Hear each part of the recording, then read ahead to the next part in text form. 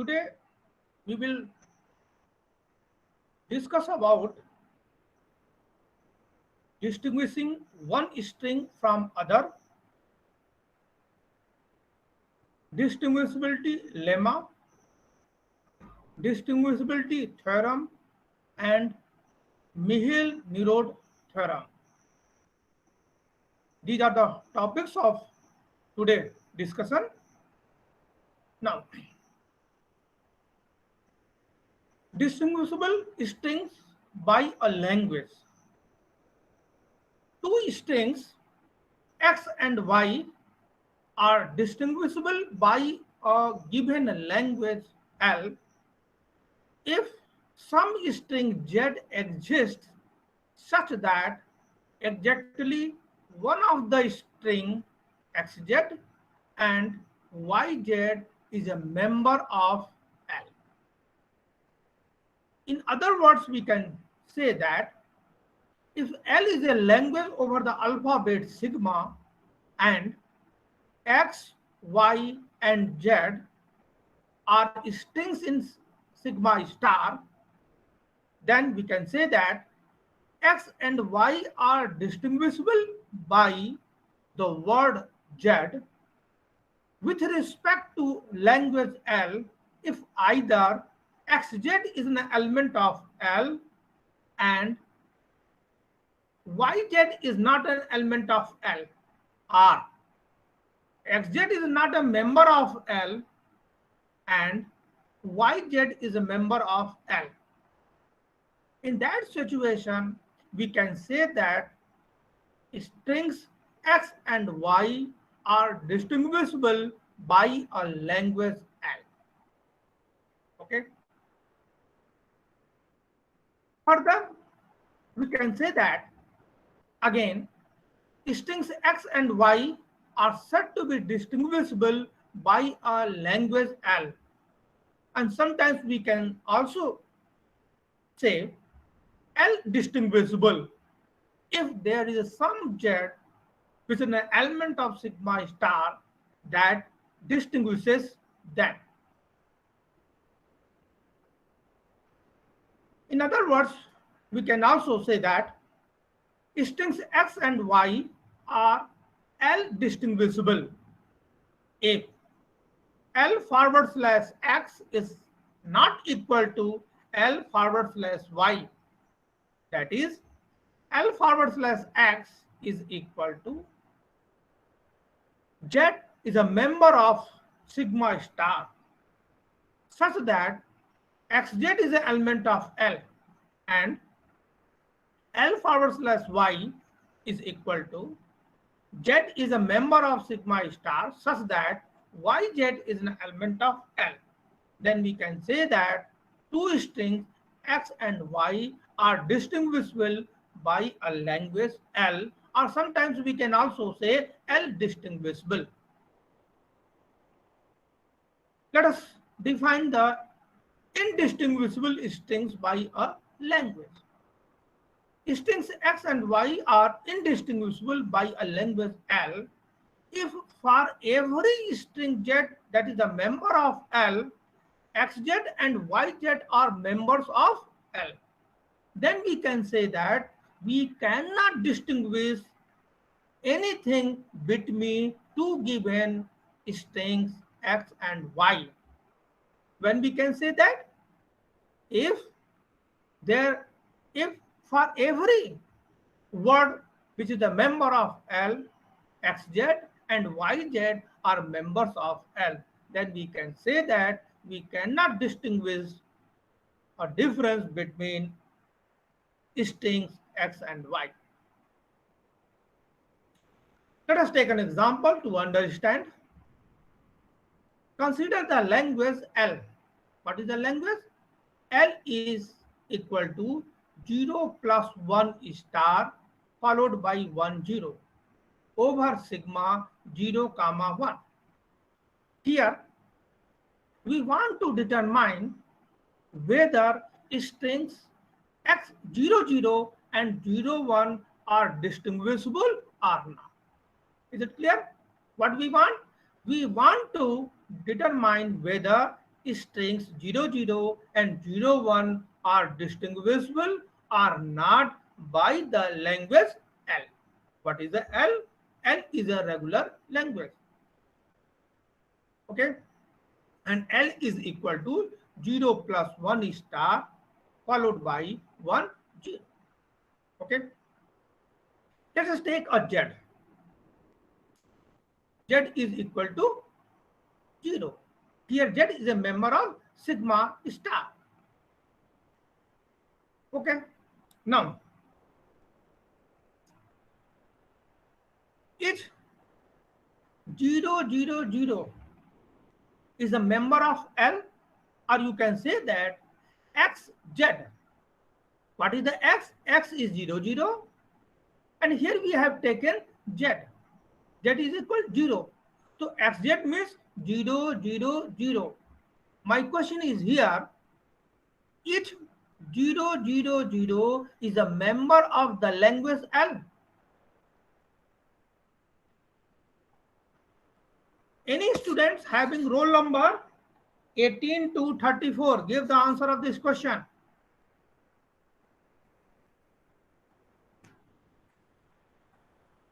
Any students having roll number 18 to 34, give the answer of this question. Is 0 0 0 is an element of L. Atul Rajput, are you in class?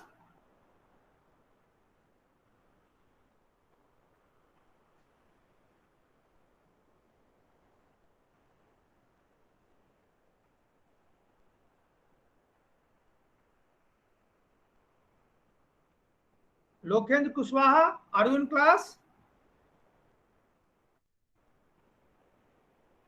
Manish Prajapati,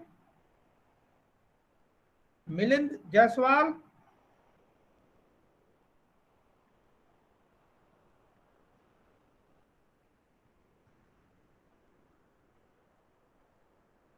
any students?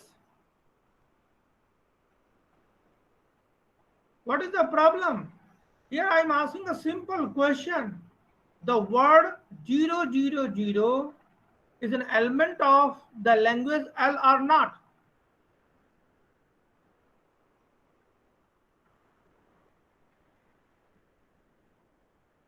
Abhagya Pandey, are you in class? Yes, sir. हाँ बताओ भाई, कोई और कोई class में नहीं है Sir, क्या? it belongs to class L. Sir, 0 0 0 belongs to class L. नहीं 0 0 0 belongs to class L. नहीं, L is a language, not a class. Okay, so 0 0 0, the word 0 0 0 is a member of the language L. And what is the L? L is 0 plus 1 star 1 0. तो क्या यह language का एक word है? Yes, sir, है. Can you generate this word from the language 0 plus 1 star 1 0? No, से sir, generate कर सकते हैं उसको? No, Okay. sir, नहीं है. Now I am asking the other question.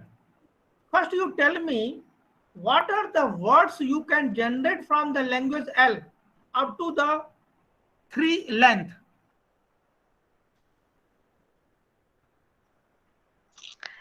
Sir, 0 1 0 0 0 1 1 0 1 1 0 0 0 0 0 1 0 1 0 1 0 0 1 0 1 1 1 1 1. Any other answer? Manish Prajapati class में हो कि नहीं?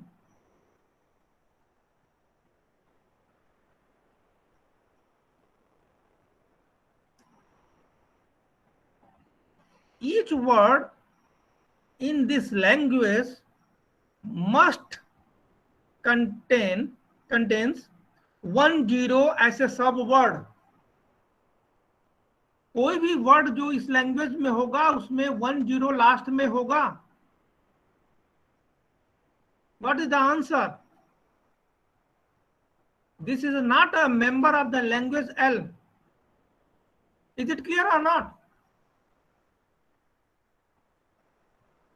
ये चीजें समझ में आई? No, sir. अच्छा ये देखो इसमें क्या क्या वर्ड तुम जनरेट कर सकते हो. ये देखो 0+1 स्टार 1 0. तो स्टार के स्थान पर आप क्या ले सकते हो? अपसाइलन हो जाएगा 0+1 स्टार. तो 0+1 स्टार का मतलब any combinations of 0 and 1 including epsilon. Is it clear or not? What is the meaning of 0+1 star? ये चीज समझ में आ रही है कि नहीं? 0+1 स्टार का मतलब क्या हुआ? Any combinations of 0 and 1 including epsilon. अब देखो यदि तुम epsilon लेते हो, 0+1 स्टार में epsilon लेते हो, तो epsilon followed by 1 0 कौन सा वर्ड होगा? सबसे छोटा वर्ड क्या होगा? उसका लेंथ हो जाएगा, लेंथ कितना 2 होगा, और वर्ड क्या होगा? 1 0. And you can not generate the 0 from this language. Is it clear or not? अब यदि तुम लेते हो 0 लेते हो तो 0 फॉलोड बाय 1 0. 0+1 स्टार का मतलब क्या होता है? Any combinations of 0 and 1 means epsilon, 0, 1, 0 0, 0 1, 1 0, 1 1. इसमें से कोई भी वर्ड लेते हो फॉलोड बाय 1 0 होगा. तो we can not generate even epsilon from this language. Is it clear or not? ये चीज समझ में आ रही है कि नहीं? Yes, sir.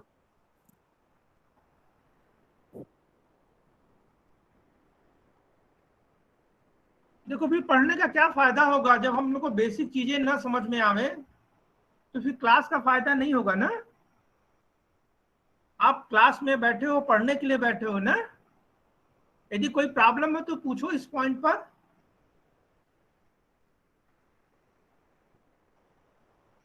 अतुल राजपूत है क्लास में? आशुतोष तिवारी, गुलशन गौतम, हेमंत सिंह, ये सभी एब्सेंट है क्या? सबको एब्सेंट कर दिया भाई. Sir. Yes sir. Sanaj Warsi, are you class? Yes sir.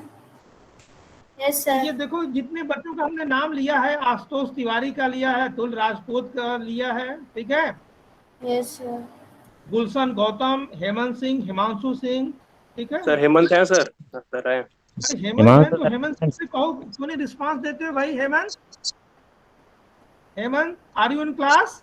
Yes sir. तो प्रॉब्लम क्या है बेटा? बताओगे नहीं तो फिर फायदा क्या? ये paper it is very difficult भी है, बहुत इजी भी पेपर है. सर वही लैंग्वेज वाला अभी समझ में नहीं आया था, आपने समझा दिया तो अब आ गया समझ में. नहीं अब समझ में आ गया ना, तो कम से कम यस और नो तो बोलो. यदि कोई चीजें नहीं समझ में आ रही तो बताओ कि सर ये समझ में नहीं आ रहा. This class is for 72 students, not 1 or 2 students. Is it clear? Yes sir.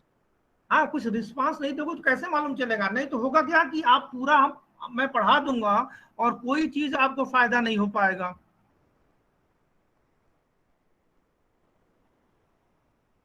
Is it clear है ना? समझ में आ रहा है? Yes sir. हेमंत सिंह है? समझ में हाँ आ सर गया? आ रहा है. देखो 0+1, फिर अगेन मैं रिपीट कर रहा हूं क्योंकि ये बहुत बेसिक चीजें हैं. और थ्योरी ऑफ कंप्यूटेशन जो पेपर है, it is a very easy paper as well as it is at same time it is very difficult paper. और यह चीज हवा ही नहीं लगती है, ठीक है. और इस पेपर में रिकॉर्ड रहा है कि बहुत कम बच्चे पास हो पाते हैं. जो लापरवाही कर देगा वो पास नहीं हो पाता है पेपर में. और ये बहुत इजी भी पेपर है, सेम टाइम में है. चीजों को आपको समझने की जरूरत है. मैं इसलिए कहता हूं कि परफॉर्मेंस आपका अच्छा होना चाहिए।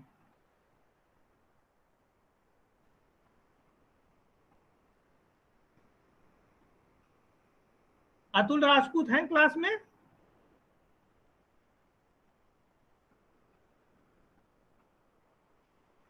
नहीं है लगता है। भरत कुमार खत्री, भूपेंद्र भास्कर, गुलशन गौतम, शहनाज वारसी, इन लोगों को जरा एब्सेंट कर देना आज क्लास में, ठीक है? Yes sir. क्योंकि 10 बार पूछने पर ये लोग रिस्पांस नहीं दे रहे हैं, तो हो सकता है कि ये लोग मोबाइल पर ऑन करके कहीं निकल गए होंगे, ठीक है? सर अतुल ने कुछ मैसेज चैट में डाला है, अतुल राजपूत ने। नहीं नहीं, मैसेज चैट में डाला हुआ अलग चीज, वो हमसे बात करेंगे, उनसे कहेगा कि सर से आप बात करिए, ठीक है? ठीक है, ठीक हाँ, है। जो भी चीज जैसे आशुतोष तिवारी का हमने अभी नाम लिया है, अतुल राजपूत का लिया है, ठीक है, भरत कुमार खत्री का लिया है, भूपेंद्र भास्कर है, गुलशन गौतम है, हेमंत सिंह का भी रिस्पांस आया है, हिमांशु सिंह का भी नहीं आया है, यस कौतुक सर, राय एक है, ठीक है? प्रेजेंट है सर। तो इन लोगों को एब्सेंट, जिनका रिस्पांस यदि नहीं आता है, यस या नो नहीं बोलते हैं, ठीक है ना, उनको एब्सेंट यस कर सर। देना है। Sir it is Kaustubh Rai Yes, sir. Present है sir. Responsibility. Sir Lokendra Kaustubh Rai Kushwaha present है है, सर। जिनका भी कोई रिस्पांस नहीं आया sir Kaustubh Rai present sir. है। कौस्तुभ राय प्रेजेंट है सर। प्रेजेंट हो तो बेटा क्यों नहीं बोलते हो? यदि चीजें सर नहीं समझ बोला में आ था, रही है, मैंने आंसर दिया था सर। आंसर किया था, वेरी गुड, क्योंकि मुझे yes sir, actually yes screen पर दिखाई नहीं पड़ता है, सर, न तो यस मुझे सर, मालूम वही चलता, इसीलिए। ठीक है, कि कौन रिस्पांस यस कर सर, रहा है। तो अपना नाम बता नहीं मैंने दोगे, मुझे आंसर समझ किया में था आ सर। जाएगा। Okay sir, okay sir. हाँ, ये चीज देखो, इंटरेक्टिव क्लास देखो, जितना भी पढ़ो कम पढ़ो, लेकिन वो क्या होना चाहिए कि समझ में आना चाहिए, कि यदि आप बुक को ओपन करो तो चीजों को समझ में आए, नहीं तो बेसिक यदि चीजें नहीं क्लियर होगा, जैसे मैंने प्रीवियस लेक्चर पर जो लिया था, minimization of DFA, it is a very yes sir, important topic था, ठीक है? अब यस तुम सर। लोगों ने कितना ग्रेप्स किया, I do not know. Manish Prajapati भी क्लास में नहीं है, उनको भी एब्सेंट कर देना। मिलन सर जायसवाल भी प्रेजेंट नहीं आगे सर। है। भाई तुम्हारी क्या सर थोड़ा स्थिति, कहाँ रहते हो तुम? सर थोड़ा लेट हो गया था। अरे लेट हो मत रहा करो भाई, ऐसे लेट हो गए तो क्या फायदा है फिर। देखो लाइफ सर में आज हमेशा एक चीज को ध्यान में रखो, यदि कोई भी पर्सन, चाहे तुम हो चाहे मैं रहूं, कोई भी पर्सन यदि डिसिप्लिन में नहीं है, ठीक है, तो उसका प्रोग्रेस बहुत यस सर, समय तक नहीं हो पाएगा। ये मैं बार बार कहता हूं कि एजुकेशन यस का सर, मतलब ये नहीं है कि आपने पढ़ लिया लिख लिया काम खत्म हो गया तुम्हारा, ठीक है? To develop yes the sir, entire personality, और इंटायर पर्सनालिटी कैसे डेवलप होगा? जब तुम मुझसे कम्युनिकेट करोगे, क्लास में कुछ बोलोगे, जो चीज पढ़ाया जा रहा है उसमें क्वेश्चन रेज करोगे, क्वेश्चन भी कोई रेज नहीं होता है, सर कर रहे हैं सर। हैं? सॉरी सर आज लेट हो गया थोड़ा। नहीं चलो, कोई स्पेसिफिक डे, कोई कुछ भी हो सकता है, मैं भी हो सकता है लेट हो जाऊं, इंटरनेट न चले, वो समझ में आता है, लेकिन ये मैंने आज टारगेट लिया था 18 to 34 लिया है। इसमें से अभी तक हमारे पास रिस्पांस एक हेमंत सिंह का आया है, और एक कौतुक राय का भी शायद उन्होंने बोला है कि हम हैं, लोकेंद्र कुशवाहा है, गायब है, महिमा है, मनीष प्रजापति अभी आए हैं, ठीक है ना, मिलन जायसवाल को कई बार हमने नाम लिया, नहीं आए ना। यस चलो, अब ये चीजें समझ में आ रही है कि नहीं आ रही हैं? कि सर, इससे ट्रिपल, पहले जो हाँ बेटा बताओ। सर इससे जो पहले आपने पढ़ाया था ना वो सर छूट गया मेरा। कौन सा छूट गया था? पहले क्या पढ़ा था? सर मैं लेट हो गया ना 10 अच्छा मिनट, अच्छा तो अच्छा इसलिए अच्छा। जो आपने पहले बताया था वो। देखो ये देखो कितना दुर्भाग्य की ये चीजें हैं कि 72 क्लास का स्ट्रेंथ है, ठीक है, और इसमें मैक्सिमम मुझे लगता है कि 40 के आसपास लोग ज्वाइन करते हैं यस सर, ना। इतना ही तो ये रहता क्या है। चीजें यस सर हैं? 40 रहता है। हाँ, 40 के आसपास लोग ज्वाइन करते हैं, और यह चीजें बहुत अच्छी चीज नहीं है। क्लास का इंटायर क्लास का परफॉर्मेंस अच्छा होना चाहिए। भाई 72 है तो कम से कम 70 के आसपास आना चाहिए। कुछ केसेस होते हैं कि एक दो बच्चे इंटरनेट की वजह से या कहीं किसी डिफिकल्टी में 5 हो सकते हैं, अधिक से अधिक 10 हो जाए तो समझ में आता है यस ना। चलो अब ये चीज Yes. समझ में आया कि नहीं? अभी भी किसी को डाउट हो वो पूछ सकता है। क्लास में एक सुनिधि सिंह है कि नहीं है? Are you present Sunidhi Singh? Yes sir. है, कुछ चीज समझ में आता है कि नहीं? Yes sir. जो आज अभी हमने बताया वो समझ में आया? Yes sir. ये 000 is a member of language L, ये सही है कि गलत है? सर मेंबर नहीं है। नहीं है ना। चलो आप नेक्स्ट आंसर दीजिए दो। ये 010 is element of L Sunidhi Singh? Yes sir. All of you agree this word is a member of language L? Yes, sir. Yes, sir. Yes, sir. Yes sir ठीक है ना? Yes, आप sir. देखो Yes, जीरो, sir. देखो Yes. आप Yes, sir. कोशिश करो। 0+1 star क्या है? ये आप ये सोचो, ये यूनिवर्सल लैंग्वेज है। यदि सिग्मा 01 है, is it clear? If sigma is 01 then what is the sigma star Sunidhi Singh? What is the sigma star?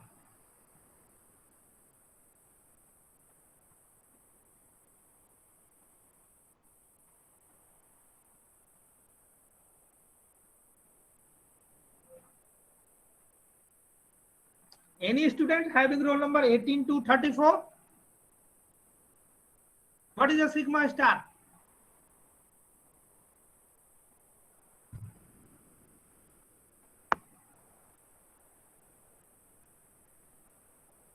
अच्छा, कोई भी स्टूडेंट बताए सिग्मा स्टार क्या होता है? Sir, all combinations of 0 1 including epsilon. Okay. Sir, here 0 1 is sigma star. Sigma star is all combination of 0 and including epsilon. Very good. Sigma star is a clean closure of sigma. First thing, sigma star होता क्या है? Sigma का clean closure होता है। Okay, and it is a combination of any combination of 0 1 including epsilon. Okay, it is also called a universal language. Sigma star is also called a universal language.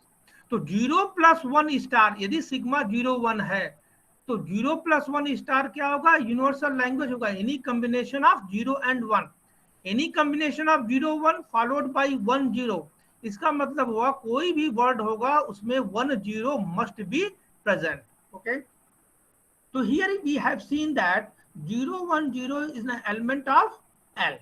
Okay, we find 000 is not an element of L and 010 is an element of L. What it means? Anyone student? इसका मतलब क्या हुआ? These two words are distinguishable or not distinguishable? So distinguishable. Good. These two words are distinguishable. 00 and 01 are distinguishable words. Okay. I am taking the same language. L is 0+1 star 1 0 over sigma 01.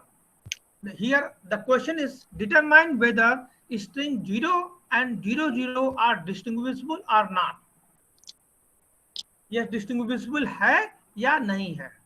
Again, take Z as a 0 and which is the member of this sigma star. Here my question is 00 is element of L? Yes or no? No, sir. No. Very good.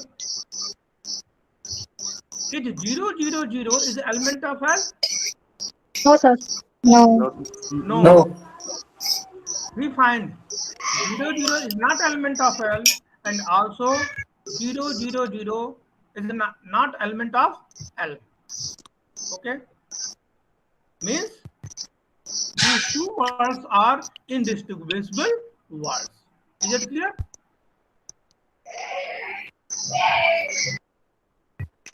Next, distinguishability lemma. For any DFA whose mic is on, whose student's mic is on, please turn off the mic.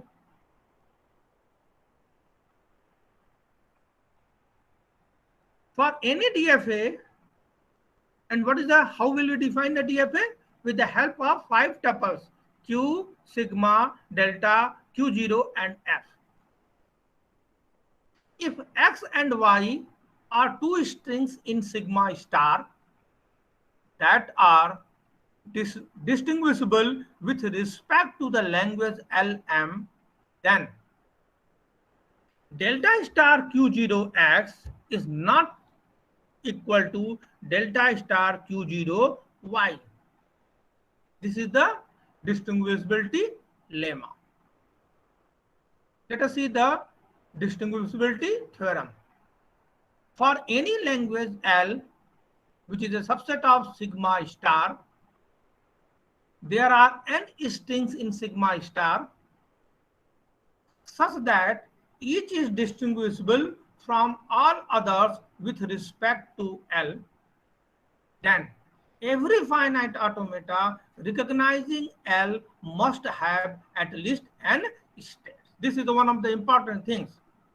If every finite automata recognizing the language L must have at least n states.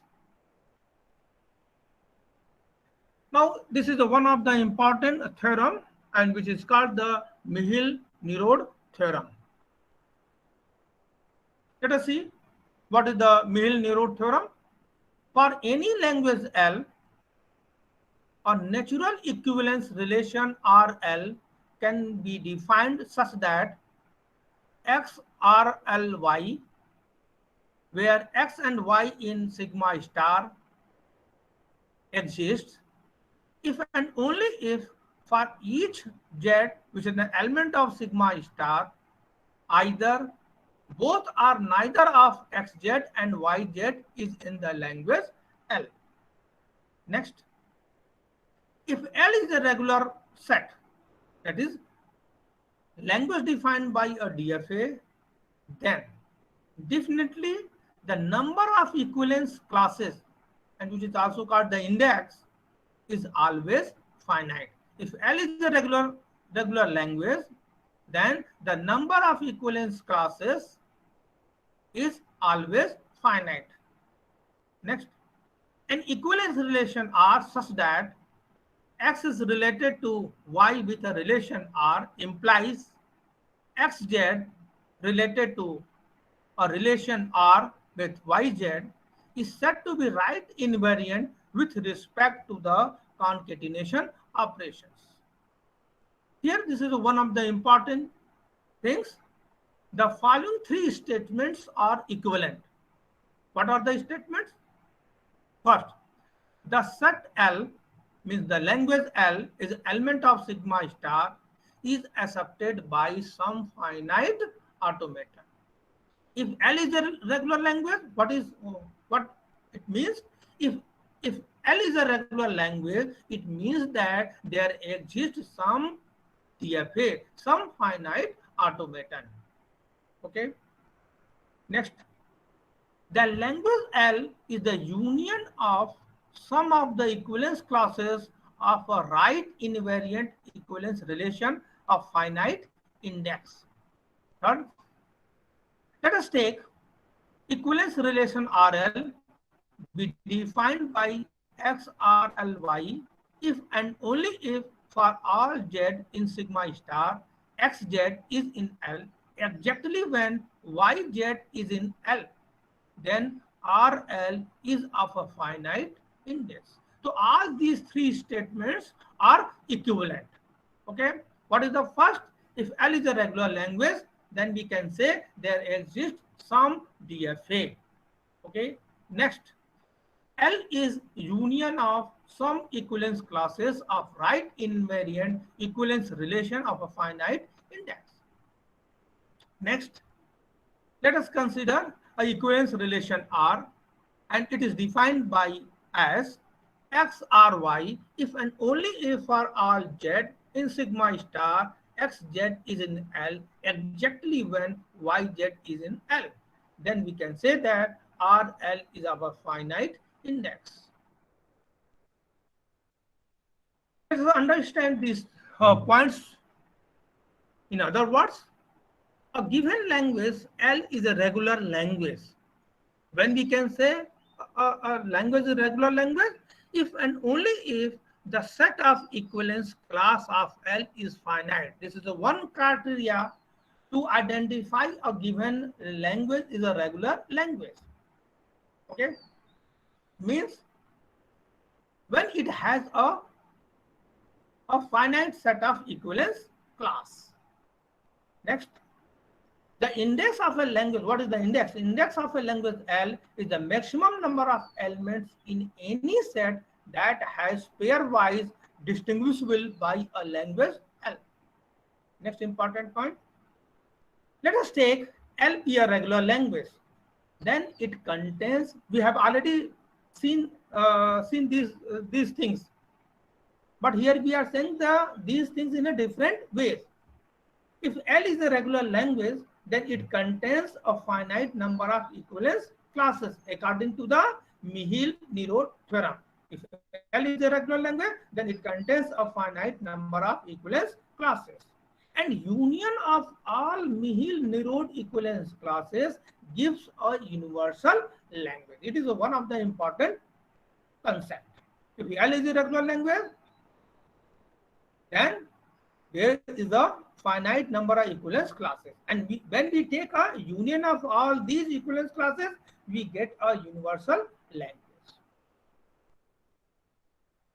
In other words, we can say all the strings of a universal language partitioned into a finite number of Mihaly-Nerod equivalence classes if L is a regular language. Then the number of Mihaly-Nerod equivalence classes for a regular language is equivalent to number of states in the minimal DFA recognizing that language. So these are the important concepts about Mihaly-Nerod theorem. Okay, so now let us take an example to understand how will we determine the equivalence classes for a given DFA. Okay, here you can see on the screen there is a transition diagram of a DFA. Any one students can tell me why it is a DFA? कोई ये बता सकता है कि ये DFA क्यों है? Any one student? Sunidhi Singh? I have some doubt. It is not a DFA. I will not confirm it is a DFA.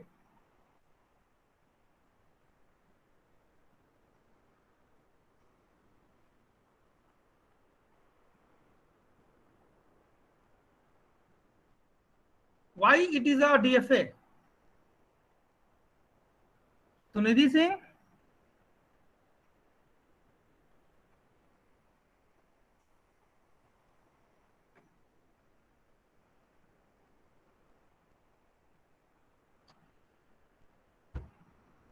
अभिज्ञा पांडे होगा हाँ, DFA। बताओ बेटा, अभिज्ञा पांडे बताओ ये DFA क्यों है?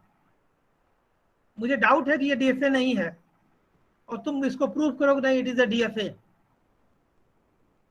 मैं कह रहा हूँ ये DFA नहीं है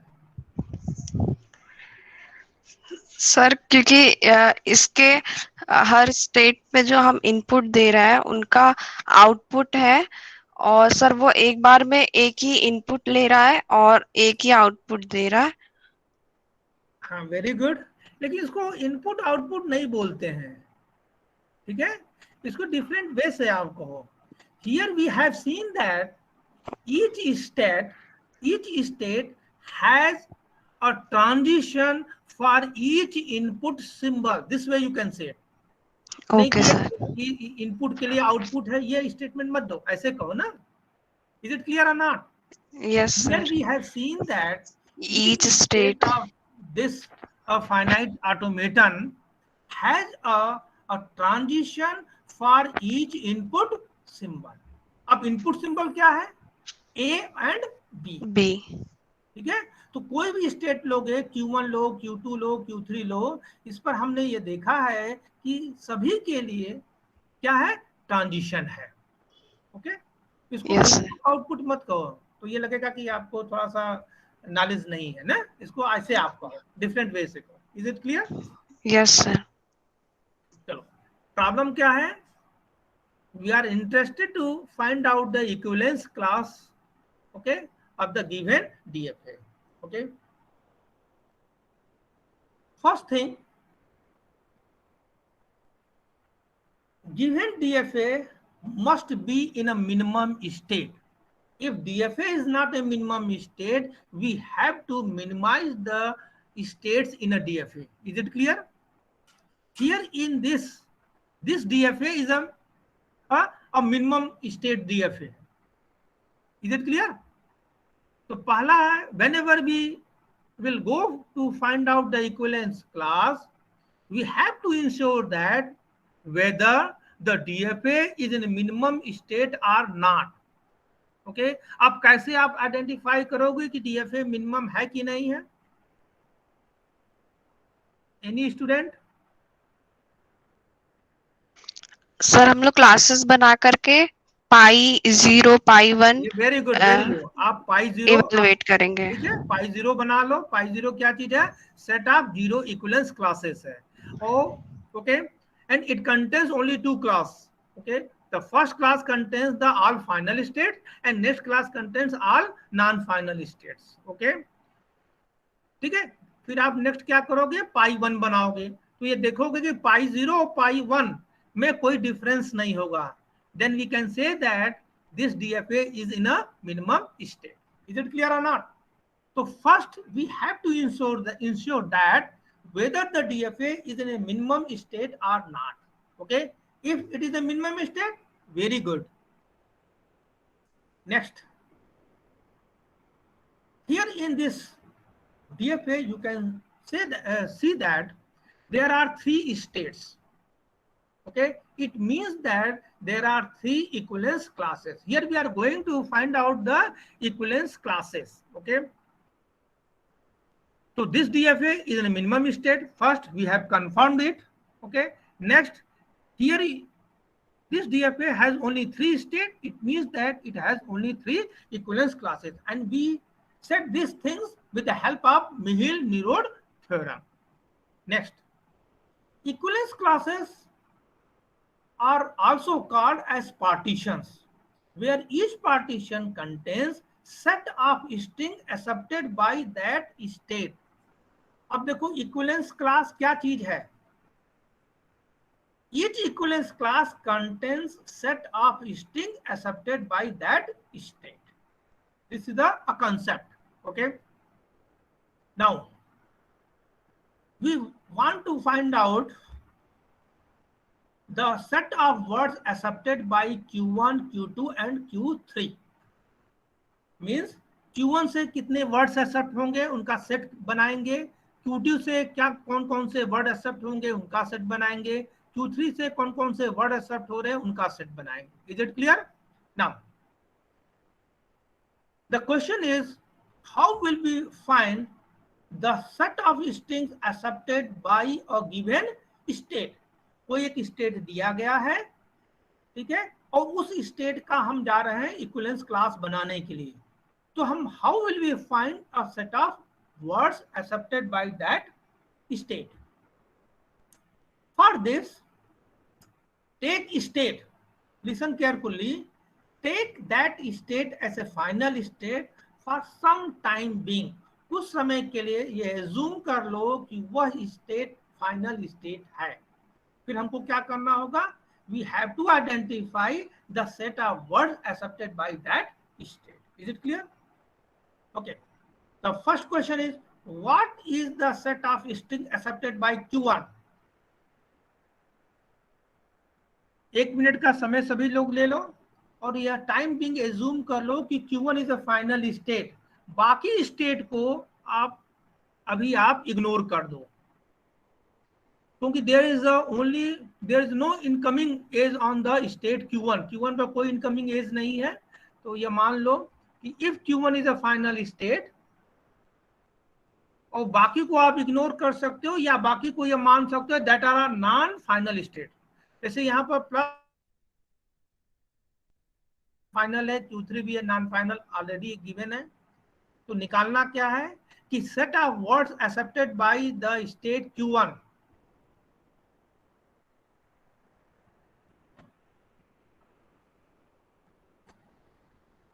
एक मिनट का समय ले लो, उसको देख लो और फिर बताओ।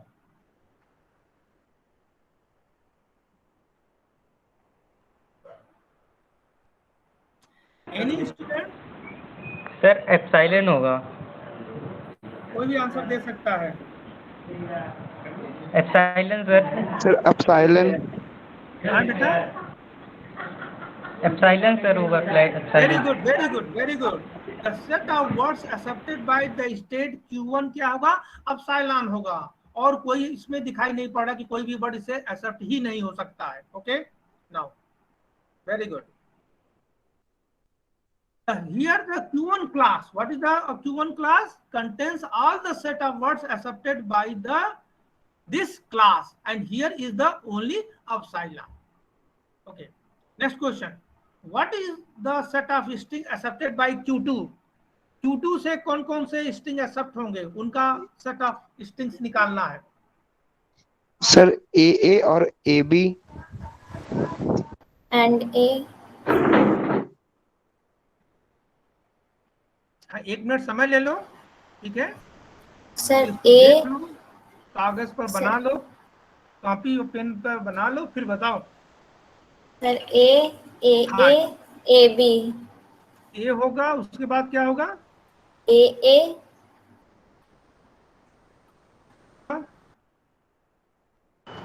सर A और A B। Okay, only 3 words. Next, A से स्टार्ट होने वाले सर सभी। क्या? ए से स्टार्ट होने वाले सभी सर। ए से स्टार्ट होने वाला वर्ड, इसको कैसे आप कहोगे? आपको सेट ऑफ वर्ड्स बताना होगा ना, कि सबको समझ में आ जाए। बहुत सही सर बताया, no doubt, it is a good answer. A double A B और ए बी और ए बी बी, इस तरह से सर ए से स्टार्ट होने वाले सभी। हाँ, इसको कैसे कर सकते हो? वेरी गुड आंसर, बहुत अच्छा है, अच्छा है, एक्सेलेंट आंसर है। लेकिन इसको कैसे जनरल फॉर्म में कैसे बताओगे? वैसे जैसे आपको नेचुरल लैंग्वेज में लिखना हो तो तुम्हारा स्टेटमेंट सही है कि ए से जो भी वर्ड स्टार्ट होगा सभी एक्सेप्टेड होगा Q2 से। वेरी गुड, बट आपको अपना नॉलेज हो गया है, ठीक है, कि कैसे लैंग्वेज को आप एक्सप्रेस कर सकते हो। Sir A star A plus B। देखो, एक चीज ध्यान में रखो, जैसे आपने ये कहा कि ए से स्टार्ट होने वाला, तो ए followed by any combinations of A and B, and any combinations of A and B का मतलब क्या होता है? A plus B star, A followed by A plus B star, this is the answer, A followed by A plus B star। Is it clear or not? ये चीज समझ में आ गई? Yes sir. सबको समझ में आ गया? Yes sir. हाँ, ए से स्टार्ट होना, ए आप कर दो, उसके बाद any combinations of A and B का मतलब क्या हुआ? A plus B star. Okay, तो we have found the number of words accepted by the state Q2। तो we have identified the second equivalence class A plus B star. Next question, what is the set of string accepted by Q3?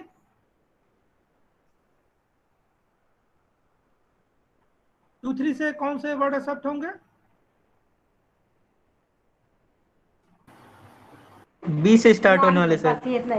हाँ, B. ऐसे B से start होना नहीं, ऐसे technical term में बताओ।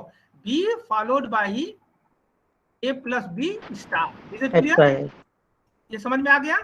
B होगा, उसके बाद A plus B star. Very good. तो we have actually identified what all three equivalence class. First is epsilon, second is a plus b star, and next is b a plus b star.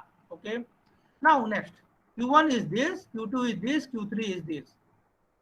Next question, find union of all the above three classes. इसका union निकालो, तीनों जो equivalence class है उसका union निकालो।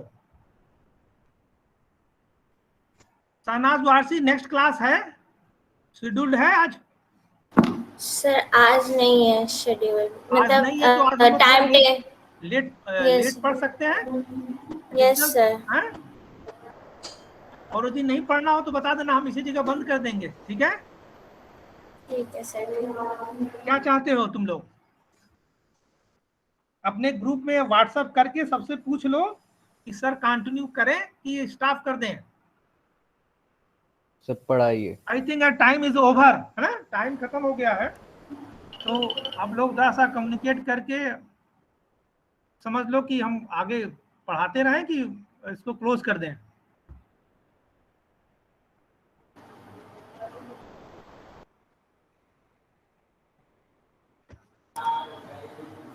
पढ़ाते सब पढ़ाइए सर। वैसे भी नेटवर्क कभी कभी आता है, नेटवर्क कभी कभी साथ देता है सर, पढ़ा दीजिए।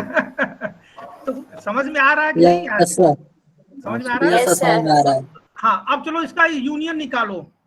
अब तुमने देखो हमारा प्रॉब्लम सॉल्व हो गया है।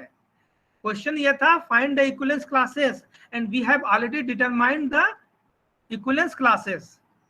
हमने इक्विवेलेंस क्लासेस निकाल लिया है। लेकिन कुछ एडिशनल चीज आप देखो कि जो हम लोगों ने मीहिल-नेरोट थ्योरम में देखा है उसको देखा जाए कि वो चीजें सही हो रही हैं कि गलत हो रही हैं।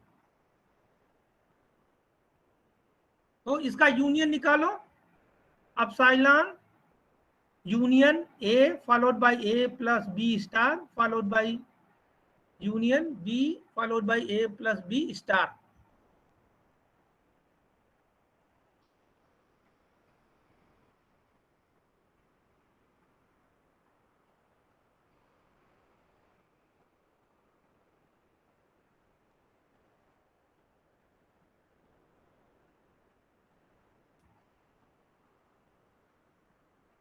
इतना तो सभी लोगों ने कर लिया होगा। इसको और भी मिनिमाइज कर सकते हो।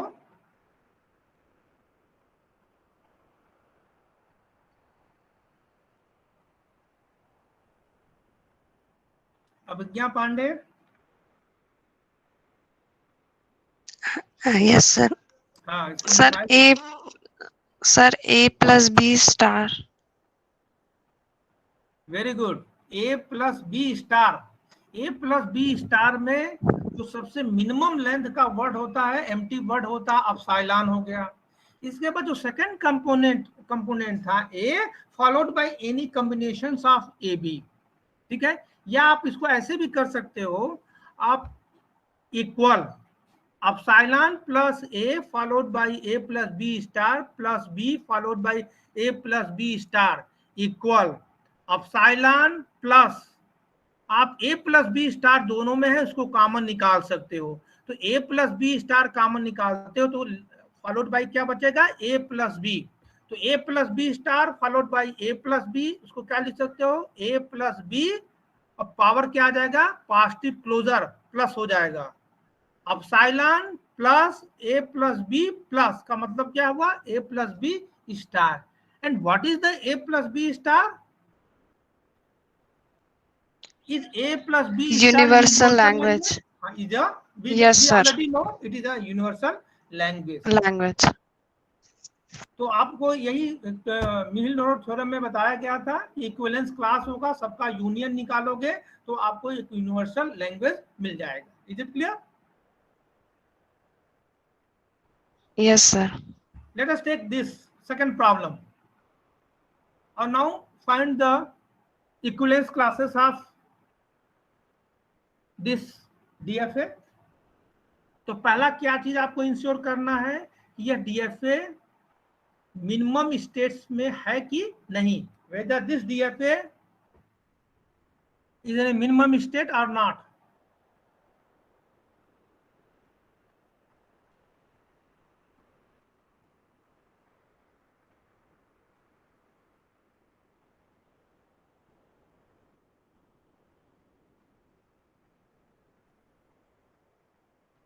आप लोग देख लेना, हम बता देते हैं ये भी मिनिमम स्टेट में है। तो पहला आंसर क्लियर हो गया। Okay, this DFA is in minimum states. Next हम लोग का क्या चीज होता है, here you can see there are 3 states in a minimum states DFA, therefore there are 3 equivalence classes. यदि ये मिनिमम स्टेट्स में नहीं होंगे तो हम ये नहीं कह सकते हैं कि इसमें 3 ही इक्विवेलेंस क्लास होंगे। ओके ओके, नेक्स्ट स्टेप क्या है, we have to find out the all words accepted by state Q1,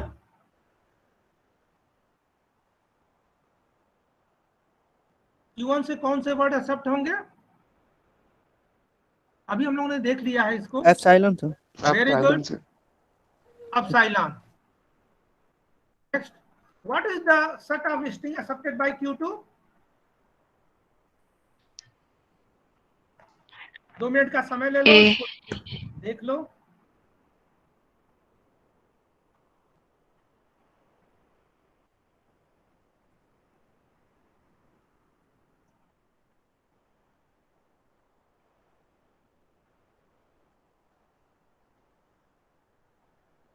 हाँ, anyone give the answer.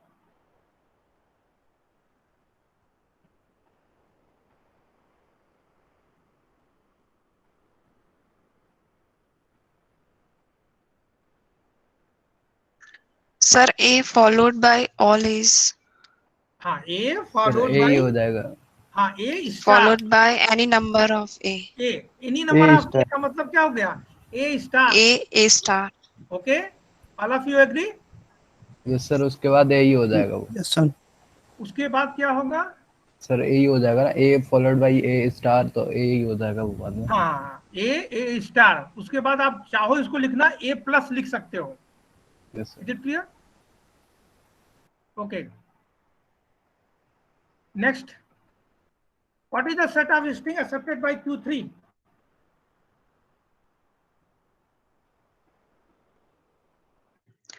B A plus B star. B followed by A plus B star.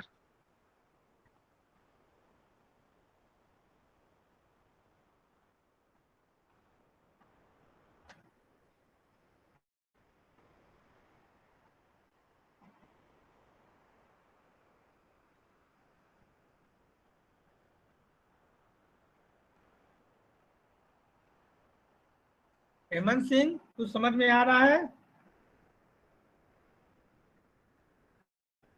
कौतुक राय? Yes sir. हाँ, कुछ समझ में आ रहा है? Yes sir.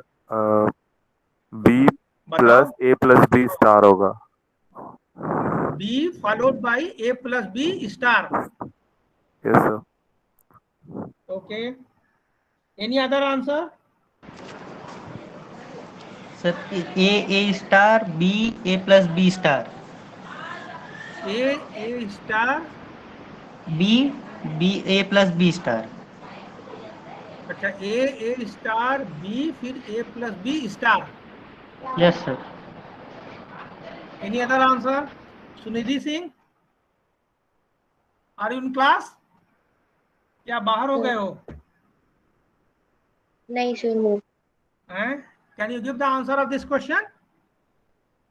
So B followed by A plus B star. देखो, इसमें 2 चीजें हैं, 2 तरह से पाथ गया हुआ है, एक B के साइड से है और A के साइड से है। तो B followed by A plus B star, एक तो ये हो सकता है, union A followed by A star and followed by you can say B. B star. देखिए दो पाथ है, एक बी पाथ है एक ए पाथ है, दोनों साइड से आप जा सकते हो स्टेट Q3 पर। तो क्या हो जाएगा, अब जब इसको दोनों को कंबाइंड करोगे तो हो जाएगा B plus A star B followed by A plus B star, क्योंकि जब आप बी से जाओगे तो B followed by A plus B star होगा, जब ए साइड से जाओगे तो ए होगा, ए स्टार होगा, बी होगा, उसके बाद भी ए प्लस बी का कोई कॉम्बिनेशन हो सकता है। तो ए प्लस बी स्टार दोनों में कॉमन है तो उसको आप बाहर निकाल लोगे तो क्या होगा, B plus A star B followed by A plus B star. All of you agree? सबको समझ में आ रहा है कि नहीं? Yes sir. Sir B followed by A plus B star, sir दो टाइम मतलब डबल बार आएगा ना सर, इधर से भी हाँ Q1 हाँ, से भी देखो Q2 ऐसा है, इसको आप ऐसे लिख लो, पहले कॉपी में ये लिख लो B followed by A plus B star. Okay, all of you agree? Yes sir. ठीक है, प्लस या यूनियन कर दो, union A followed by A star, क्योंकि ए के बाद जितनी बार चाहोगे आप स्टेट Q2 में रह सकते हो, तो A followed by A star and followed by B, ठीक है, तब Q3 पे पहुंचे। लेकिन उसके बाद भी ए प्लस बी जितनी बार चाहो ए और बी आ सकता है, तो उसको कैसे लिखोगे, A star followed by B and followed by A plus B star. अब दोनों में से A plus B star common निकाल लो तो B plus A star B followed by A plus B star होगा।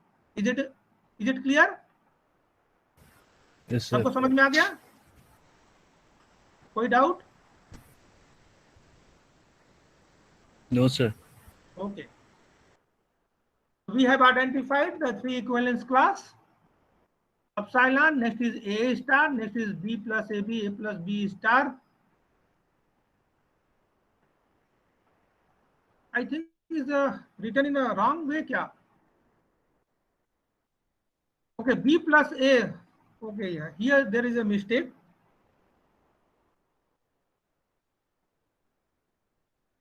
Yeah, it is right. B plus A has. Okay, here there is a in the Q3 equivalence class. It is written in a wrong way. You can correct it. B plus A star B followed by A plus B star. And now we take the union of all these three. We get epsilon plus A star plus B plus A star B plus this. And what is this? This is A plus B star. Means sigma star. That is a universal language. Let us take the next problem. Find the equivalence class for the following DFA. The first step, whether this DFA is in minimum state or not.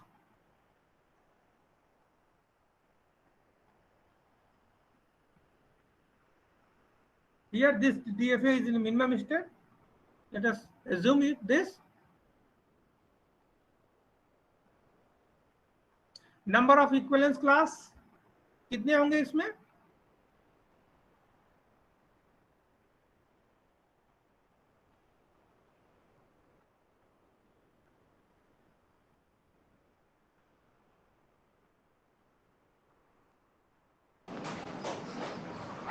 दो sir, दो, to. कितने होंगे? दो। Very good, very good. क्योंकि ये minimum state में है, पहले हमको इंश्योर करना पड़ेगा, क्योंकि ये मिनिमम स्टेट में है। तो नेक्स्ट स्टेप क्या है, कितने स्टेट्स हैं? क्योंकि दो स्टेट्स हैं तो नंबर ऑफ इक्विवेलेंस क्लास भी कितने होंगे? दो होंगे। Is it clear? Next step क्या होंगे, what is the set of string accepted by Q1? Q1 से कौन कौन से स्ट्रिंग एक्सेप्ट हो रहे हैं?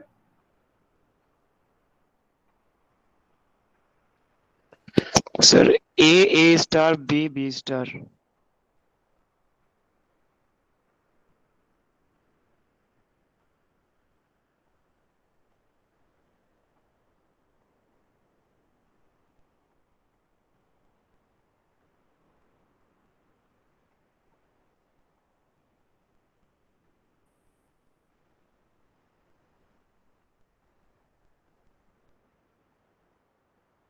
देखो Q1 पे एक लूप है, B स्टार भी है, उसके बाद A से आप Q2 स्टेट पर जाओगे, वहां A स्टार, वहां पर क्या है, अगेन एक सेल्फ लूप है, उसके बाद Q2 से अगेन आप Q1 पर पहुंच रहे हो।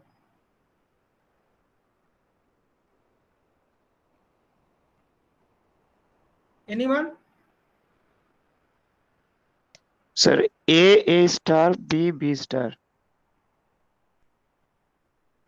देखो कभी जब डिफिकल्ट सिचुएशंस हो आपको, तो आप ये काम कर सकते हो कि set of words accepted by Q1 निकाल लो, एक ये भी तरीका है, ठीक है। एक तो वह है कि B स्टार था, ऐसे डायरेक्टली भी कर सकते हो। यदि डिफिकल्ट सिचुएशन हो, निकालने में न समझ में आओ, तो set of words accepted by Q1 निकाल लो। तो here you can see epsilon accept हो जाएगा Q1 से, नेक्स्ट B होगा, या B का भी कोई भी कॉम्बिनेशन हो जाएगा। उसके बाद तुम ऑब्जर्व करोगे A आएगा, फॉलोड बाई A का कोई कॉम्बिनेशन होगा, या जब A से स्टार्ट करोगे तो लास्ट में हमेशा क्या आएगा, एक B आएगा। यदि तुमने A से स्टार्ट किया तो लास्ट में B आना ही आना है। ओके, तो this is the set of words accepted by the Q1। Now you can write this way, अब साइलान हो जाएगा plus A plus B star followed by B। Sir अगर Q1 पे सेल्फ लूप नहीं लगा होता तो हाँ बेटा, B लास्ट में नहीं आता। अगर सर Q1 पे सेल्फ लूप नहीं लगा होता सर, तो सर लास्ट में B। हाँ, यदि यहाँ पर सेल्फ लूप नहीं होता तो A star followed bye B ही होता, ठीक है। यदि सेल्फ लूप नहीं होता तो ये होता। यहां पर ये देख सकते हो, अब साइलान को 1 मिनट के लिए छोड़ दो, तो तुमने क्या देखा है, B है, AB है, BB है, BAB है, AAB है। तो जो भी वर्ड्स आ रहे हैं, ठीक है, सभी के लास्ट में B आएगा। और B को यदि 1 मिनट छोड़ दो, कॉम्बिनेशंस क्या मिल रहे हैं, देखो अब साइलान यूनियन एंड फॉलोड बाय क्या है, B AB BB BAB AAB ABB। इसमें लास्ट B को छोड़ दो, तो फिर देखो क्या कॉम्बिनेशन बच रहे हैं। यदि पहले में से B यदि आप निकाल देते हो तो अब साइलान बच जाएगा। अब साइलान नेक्स्ट में A आएगा, नेक्स्ट में B आएगा, नेक्स्ट में BA आएगा, नेक्स्ट में A आएगा AB। यह क्या चीज इंडिकेट करता है, यह करता है यूनिवर्सल लैंग्वेज को इंडिकेट करता है, means sigma star, that is the A plus B star. तो सेकंड जो ब्रैकेट में हमने लिखा है वो कौन सा लैंग्वेज होगा, A plus B star followed by B। अब epsilon plus A plus B star B। Okay, now next, what is the set of string accepted by Q2?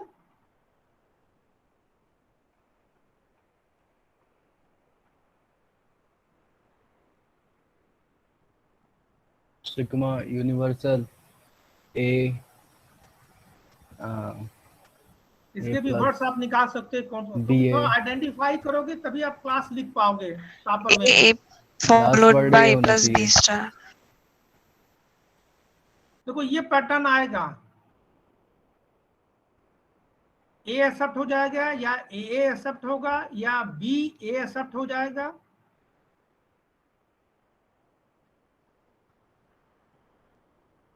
और इजी करने के लिए हमने ये भी पैटर्न बता दिया है कि इससे भी आप आइडेंटिफाई कर सकते हो। और नेक्स्ट क्या है, जो ये सेट ऑफ वर्ड्स एक्सेप्टेड है, इसको आपको रेगुलर एक्सप्रेशन के टर्म्स में लिख देना है। क्या कॉम्बिनेशंस इसमें आएंगे, इसको क्या लिख सकते हो, A plus B star A। यहाँ पर ये देखोगे लास्ट में हमेशा A आ रहा है, वॉच करो। A plus B star A।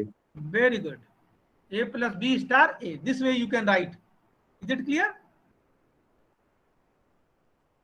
सबको समझ में आ गया? Yes sir. Yes sir। Okay, very good. Now Q1 is epsilon plus A plus B star B. Q2 equivalence class is A plus B star A. Now take the union. What is the union of this? You can say this. This is this. Okay. epsilon plus AB plus is equal to A plus B star equal sigma star, and that is a universal language. Okay तो कोई भी यदि DFA दिया गया है उसके equivalence class निकालने हो तो आप लोग निकाल सकते हो आप? Yes sir. Okay, next problem यही है, इसको आप लोग निकालो, निकाल के मुझे आंसर बताओ। सभी लोग निकालो इसको, मैं 3 मिनट का समय दे रहा हूं, 3 मिनट में आप निकालो। 3 या 4 मिनट बाद मैं पूछूंगा आपसे, ठीक है? सभी लोग कॉपी और अपना पेन निकाल लें, उस पर सॉल्व करें, फिगर बना लें, सॉल्व करें और इसका आंसर बताएं। 4 मिनट बाद में इसका पूछूंगा आंसर कि what are the equivalence classes.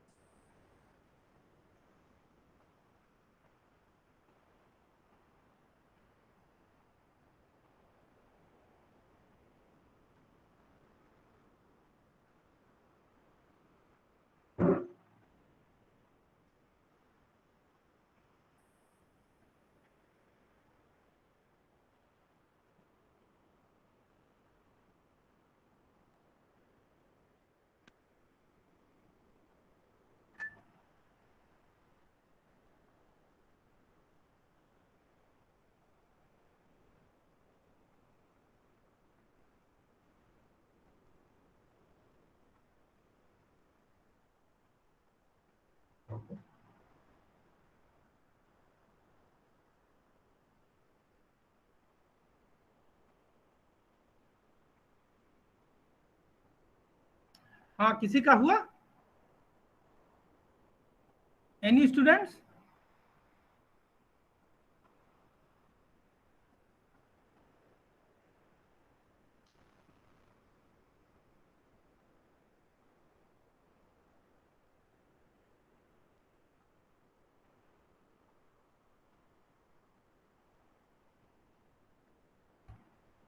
DFA is in minimum state first thing.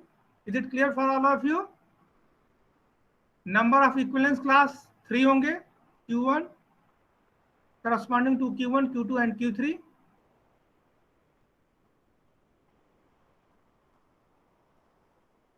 What is the set of string accepted by Q1? All of you agree with this answer? A star? Yes, sir. Yes, sir. सब क्या आ गए? A star?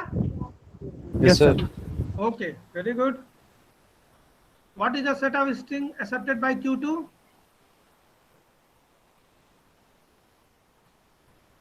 ये सब क्या आ गए?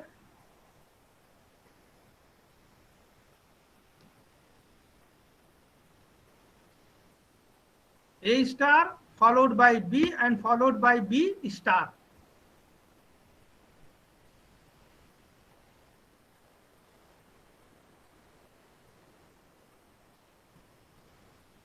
इसको क्या लिख सकते हो? A star B plus. Next, what is the set of string accepted by Q3? A star B plus A plus B star.